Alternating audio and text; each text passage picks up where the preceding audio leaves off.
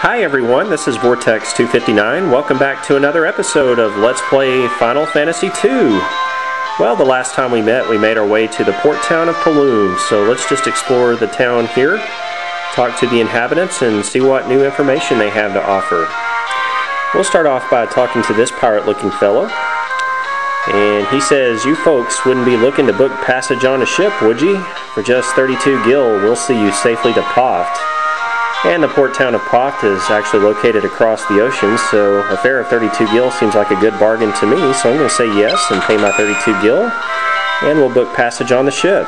Done! Just board the ship in front of town and off you go. So we'll do that once we finish exploring here. Well, we've got a couple more pirates we can talk to here. And this particular pirate says the Empire hasn't attacked Paloom or Poft. At least not yet. So yeah, I guess it's only a matter of time before the Imperials make their way down here and exert their evil control on the good people here. The ship heading out of our little ports will take you straight to Poft, and yep, we've got our fare paid, so we're good to go there. And there's an item shop where you can purchase your standard run-of-the-mill items, and there's an inn to the north here where you can recover your HP and MP, and I'll probably do that once we get to Poft.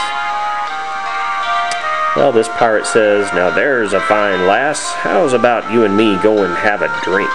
I guess he's talking to Maria. Maria just laughs. "With you? Not a chance. Firion, let's get out of here. That guy's creepy." Well, here's another pirate, and he tells us about Bafsk and Salamand. Once you pass Poft, they say all the cities are under the control of the Empire. And we want to go to Salamand. That's our next place to visit. That's where Joseph lives, and we want to go help him obtain some mithril for Hilda and the rebels. Well, let's go into the weapon shop here, see what weapons they have to offer. You can purchase a dagger, a mace, an axe, and a bow. I'm going to go ahead and purchase a mace for my white wizard Minwu. Let's go ahead and equip that on him. And we'll replace his staff there. That will take his attack from 9 to 14, so that's a pretty substantial increase to his attack power.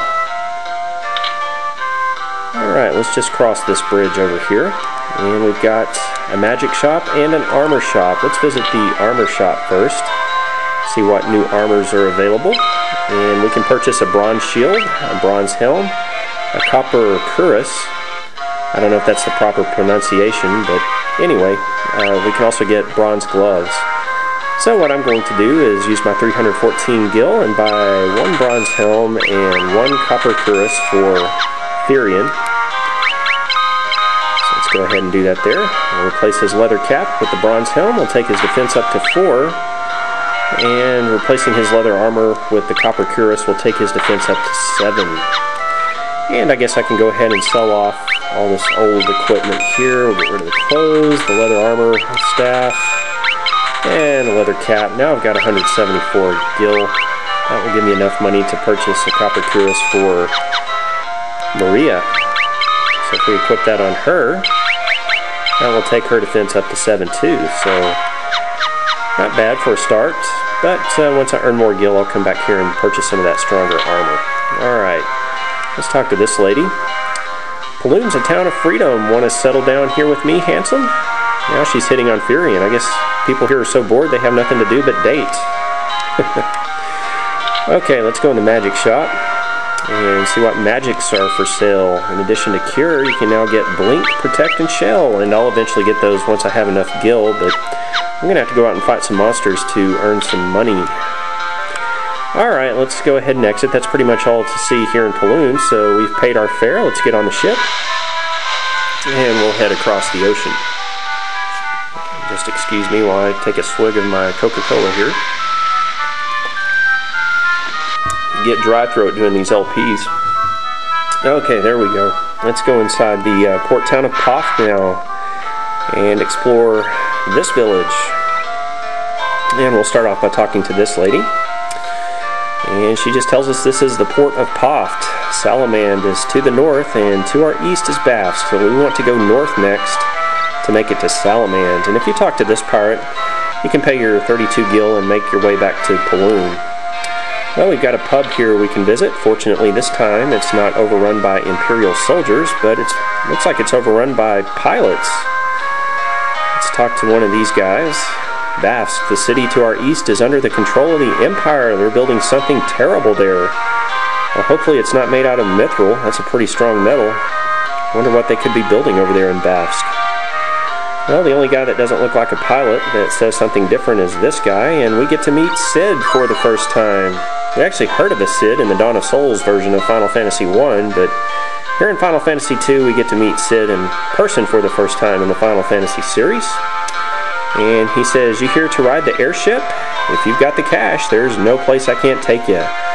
So basically he says, if you got the dime, I got the time. So we get to learn a new key term here. Let's learn airship and ask him about airship. And if you want on the airship, you pay the guy behind me. Well, let's ask Wild Rose. He doesn't seem to know much about the password and doesn't know anything about mithril. So if you want to ride the airship, it's not going to be a cheap ticket. Can I interest you folks in a ride on Cid's Pride and Joy, the only airship of its kind in all the world? No matter how far, we'll have you to your destination in the blink of an eye. Of course, transportation of this fine caliber comes at a cost. Well, let's see what the cost is. If you want to go to Bafsk, it's 100 gil, Salamand 200, Simmet Falls 300, 400 to Kashuan, Gatria 500, and if you want to fly back to Finn, you got to shell out 600 gil, so it's pretty expensive. So I guess I'll just walk. I need the experience and the gil anyway. Okay, let's see what else Poft has to offer. We'll just speed it up a little bit. There's an inn. Okay, real quick, I stayed in the inn there and recovered my HP and MP for only 4 gil, so that's a pretty cheap stay at the inn. Not really much else to see or do here in Poft. I will go ahead and mention that all the weapon, armor, and magic shops here offer the same items for sale as you can purchase in Paloom. So if you want to go outside of Poft here and grind for gil, you won't have to sail back to Paloom to purchase all that new armor. You can just do so here. And I'll probably grind for gil off screen and purchase the rest of that equipment and magic probably by the beginning of our next video. Alright, well, we've got a pirate trapped here in the corner. Let's talk to him. Have you seen the airship? Yeah, we've been seeing it flying around on the overworld map. It belongs to a fellow named Cid who lives right here in Poft.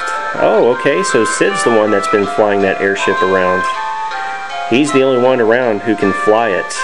Well, that must be nice. Having no competition, you can charge outrageous prices to haul passengers short distances.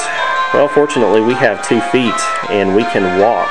So that's what we're going to do now, is hike up to the north to Salamand.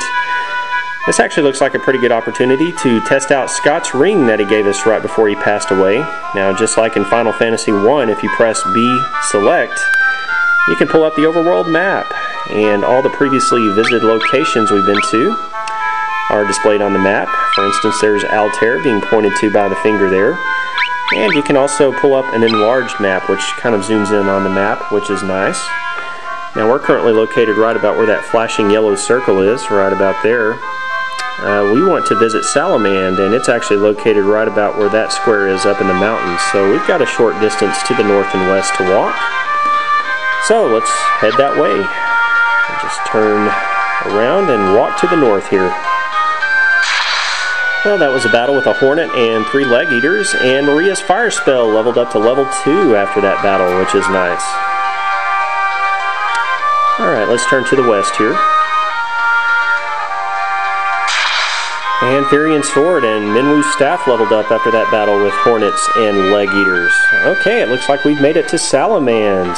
Here we are. Looks like a snowy village, doesn't it? Probably a pretty cold place to live.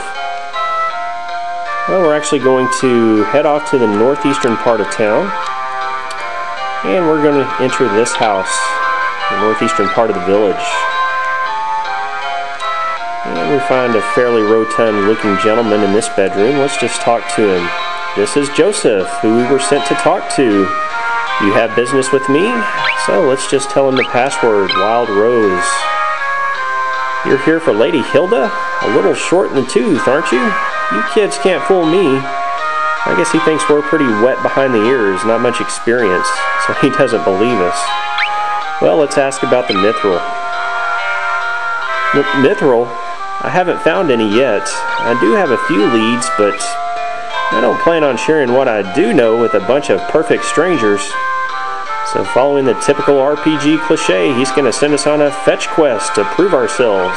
I'm going to need you to do a little something to prove you are who you say you are. There are a bunch of people from Salamand who are being forced to work in the cave at Summit Falls. Rescue them and we'll talk. So we've got to go rescue some slaves in Summit Falls in order to get some information about the Mithril. And that's what we're going to do on our next episode of Let's Play Final Fantasy II. I do thank you for watching today's episode. Hope you enjoyed it. This has been Vortex 259. We'll see you guys again next time.